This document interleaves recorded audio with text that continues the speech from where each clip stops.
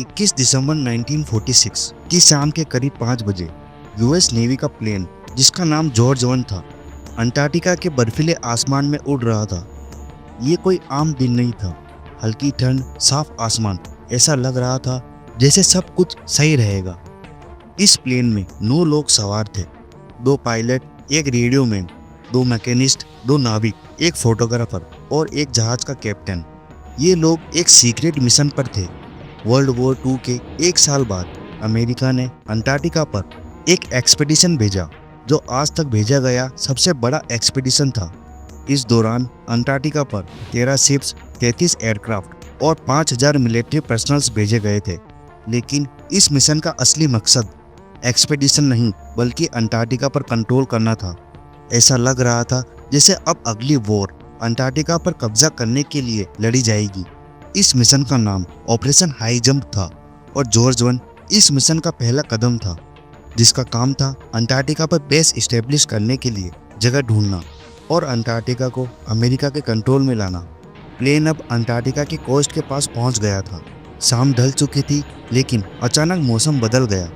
एक बर्फीला तूफान शुरू हो गया, ऐसा तूफान जिसमें कुछ भी दिखाई नहीं दे रहा था। फिर भी प्लेन चलता रहा। एक पायलट ने अपने साथी से कहा, क्या फर्क पड़ता है, हमारा सी प्लेन एक शानदार मिलिट्री प्लेन है। लेकिन ये गलती कितनी भारी पड़ने वाली थी, कोई सोच भी नहीं सकता था।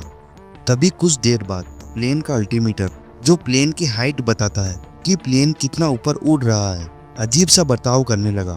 वो दिखा रहा था कि प्लेन 300 मीटर ऊपर है, लेकिन सच ये था कि उन्हें नहीं पता था कि जमीन वास्तव में उनके ठीक नीचे थी और तेजी से प्लेन जमीन के पास जा रहा था। तभी रेडियोमैन लोपेज ने पायलट फ्रेंची से कहा, कुछ तो गड़बड़ लग रही है। तभी पायलट ने मिशन को छोड़कर वापस लौटने का फैसला किया। लेकिन ठीक उसी वक्त जब वो ऐसा करने वाला था, प्लेन एक पहाड़ से टकरा गया। प्लेन पूरी तरह हिल गया और प्लेन के फ्यूल टैंक में एक बड़ा छेद हो गया, जिसमें मौजूद 5000 लीटर पेट्रोल ने आग पकड़ ली। प्लेन सीधा नीचे बर्फ पर आकर गिरा और उसका मलबा चारों तरफ बिखर गया। प्लेन में मौजूद हेंडरसन और लोपेज उसी वक्त मर गए। बाकी बचे 7 लोग जिंदा थे, लेकिन उनकी हालत बहुत ज्यादा खराब थी। पायलट फ्रेंची का चेहरा जल गया था। विलियम्स की कमर टूट चुकी थी, जिसकी वजह से वो हिल भी नहीं पा रहा था। ऐसा लग रहा था उसका बचना मुश्किल है। बचे हुए लोगों ने प्लेन के टनल सेक्शन को अपना शेल्टर बनाया, जो कि प्लेन के गिरने के बाद अलग हो गया था। उसी में उन्हें एक पैराशूट मिला, जिसे उन्होंने प्लेन के खुले हिस्से पर बांध दिया ताकि हवा और बर्फ प्लेन के अंदर ना आ पाए। कुछ देर बाद बचे हुए लोगों में से 2 ने प्लेन के मलबे में अपना खाना ढूंढना चालू किया, तो उन्हें वहाँ कुछ स्लीपिंग बैग और खाना मिला, जिसमें डिब्बाबंद सूप और मीट था। विलियम्स की कमर टूट चुकी थी और इतनी ज़्यादा चोटें आई थी कि उसे हिलाया नहीं जा सकता था। इसलिए उसके साथियों ने उसके आसपास स्लीपिंग बैग और टूटे हुए प्लेन के कुछ हिस्सों से एक छोटा सा शेल्टर बना दिया। उनमें से कोई नहीं जानता था कि उनके लिए कोई मदद आएगी भी या नहीं। वो सभी अपने शेल्टर में बैठ गए और तूफान के बंद होने का इंतजार करने लगे। कुछ घंटों बाद उनमें से एक विलियम्स को देखने गया, लेकिन उस वक्त तक विलियम्स की सांसें थम चुकी थी। अब सिर्फ 6 लोग बचे थे, इस उम्मीद में कि कोई उन्हें ढूंढ ले। लेकिन उनका शिप पाइन आइलैंड उनसे 500 किलोमीटर दूर था।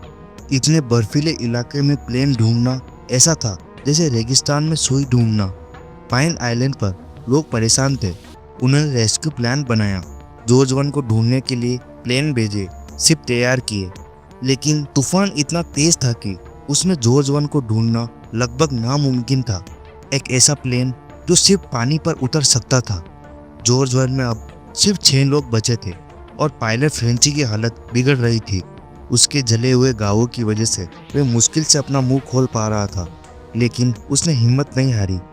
रॉबिन्स, जिसे ज़्यादा चोटें नहीं आई थी, उसे प्लेन के मलबे में ढूंढने पर एक गैस स्टोव मिला, जिसका यूज़ करके उसने सूप बनाया और अपने साथियों को दिया।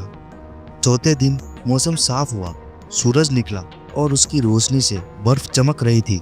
उन्होंने मौसम में हुए बदलाव का फ़ायदा उठाया और अपने मरे हुए साथियों को बर्फ के नीचे दफनाया और कुछ मेटल की चीज़ें उन पर डाली। अगर बर्फबारी से वो ढक जाए तो उन्हें बाद में मेटल डिटेक्टर से ढूंढा जा सके। 5वां दिन आते आते उनका खाना खत्म होने लगा था। सूप खत्म हो गया था अब उनके पास कुछ डिब्बे थे जिसमें मीट सूखकर जम गया था। उस दिन रॉबिन्स को क्रैश साइट पर एक कैमरा मिला। वह विलियम्स का था जो दुर्घटना के वक्त मर गया था। उस कैमरे से विलियम्स ने क्रैश साइट की कुछ तस्वीरें ली और उसमें मौजूद फिल्म को अपने स्लीपिंग बैग में रख दिया ताकि वो उसे यहीं पर भूल ना जाए। 7वें दिन जाकर पाइन आइलैंड शिप के आसपास का मौसम ठीक हुआ और एक रेस्क्यू प्लेन जॉर्ज वन की तलाश में निकला। रेस्क्यू प्लेन बर्फ को स्कैन करते हुए अंटार्कटिका की कोस्ट की तरफ बढ़ा, लेकिन जैसे ही वो जमीन के पास पहुंचे मौसम बदल गया। इतना कोहरा छा गया था कि रेस्क्यू टीम को कुछ नहीं दिख रहा था। अब रेस्क्यू टीम को अपने साथियों को ढूंढने की सारी उम्मीदें फिर से खत्म हो गई थी। उसी वक्त पायलट फ्रेंची को लगा कि उसे प्लेन की आवाज़ सुनाई दे रही है। उसने कहा, लगता है वो आ गए। दरअसल रेस्क्यू प्लेन वास्तव में उनसे 20 किलोमीटर दूर से गुजर गया था। अगले कुछ दिनों में तूफानी मौसम फिर से लौट आया। अब सबकी हिम्मत टूट रही थी, लेकिन उन्होंने हार नहीं मानी। उन्होंने क्रैश साइट के मलबे का एक ढेर बनाया ताकि उसमें आग लगाकर किसी पास के रेस्क्यूअर प्लेन को उनकी लोकेशन के बारे में बताया जा सके। रॉबिन्स को मलबे में पीला पेंट भी मिला, जिससे उसने प्लेन के विंग पर रेस्क्यूअर्स के लिए एक नोट छोड़ा। अब बचे हुए लोगों के पास समय खत्म हो रहा था, लेकिन उनकी किस्मत बदलने वाली थी। 13वें दिन मौसम साफ हुआ और खाना पूरी तरह खत्म हो चुका था। तभी अचानक एक धीमी सी गड़गड़ाहट शुरू हुई और जमीन को हिलाने लगी। रेस्क्यू प्लेन उनके ऊपर था। अपना हाथ हिलाते हुए बचे हुए लोग शेल्टर से बाहर निकले। सभी को लगा अब जान में जान आई, लेकिन ये एक सी प्लेन था जो सिर्फ पानी पर ही लैंड कर सकता था। बिना लैंडिंग गियर के वहां उतरना खतरनाक था। उन्होंने अपने साथियों के लिए एक नोट नीचे फेंका। उसमें लिखा था, अगर आप 10 मील नॉर्थ की लेक तक चल सकते हैं तो हाथ जोड़कर एक सर्कल फॉर्मेशन बनाएं, और अगर वहां तक नहीं पहुंच सकते तो एक सीधी लाइन बनाएं। उन्हें तुरंत एक सर्कल बनाया और फ्रेंची को स्लेज पर बांधना शुरू किया। इसके बाद उनका सफर शुरू हुआ। पीछे मुड़कर देखने पर उनका प्लेन एक छोटे से डब्बे की तरह दिख रहा था। तब उन्हें एहसास हुआ कि उनका मिलना कितना बड़ा सौभाग्य था। झील तक का रास्ता पार करना उनके लिए बिल्कुल आसान नहीं था। फ्रेंची को छाती तक ऊंची बर्फ में खींचने में उन्हें लगभग 12 घंटे लगे। रेस्क्यू प्लेन ने उनके ज़्यादातर रास्ते में उनका पीछा किया। झील तक का रास्ता बताने के लिए प्लेन से बिस्किट और पानी को ड्रॉप किया गया और रास्ते में ये पिक्चर खींची। प्लेन ने झील पर एकदम सही लैंडिंग की। उसमें से 2 लोग बाहर आए और अपने साथियों को ढूंढने निकले, लेकिन फिर से मौसम खराब होने लगा, जिसमें किसी को कुछ भी नहीं दिख रहा था। बचे हुए लोगों को ये पता था कि वो रेस्क्यू प्लेन के करीब थे, क्योंकि वो सब दूर से प्लेन के लैंड होने की आवाज़ सुन सकते थे।